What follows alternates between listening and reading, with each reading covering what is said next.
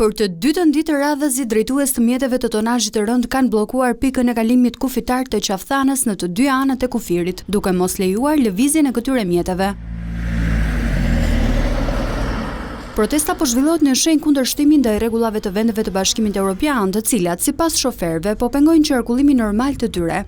Necdet Can Polat, drejtues kamionin nga Turqia, shpreh se situata është tepër shqetësuese. Buranın böyle olduğunu bildiğim için e dija që situata ishte e rëndë dhe nuk erdha në mbrëmje.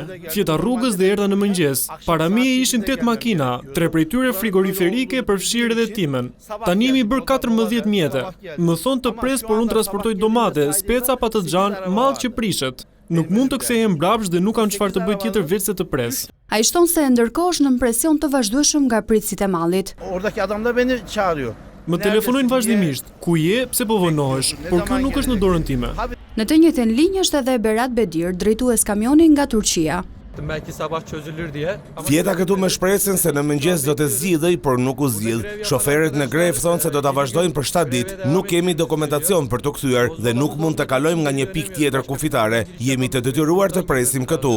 Ndërkohë ky është vargu kilometrik i kamionëve në doganën e Hanit të Hotit që lidh Shqipërinë me Malin e Zi. Kjo protestë është e koordinuar me shoqatat e kamionistëve të Serbisë, Maqedonisë së Veriut dhe Bosnjë-Hercegovinës. Sipas të dhënave të personelit doganor shqiptar, në ditët normale të punës nga kjo pikë kalojnë mesatarisht 110 kamion me mallra, si lëndë rusore, gruur, misër, qumësht, kafshë të gjalla, çimento, fruta perime të tjera, si dhe rreth 20 kamion tranziti.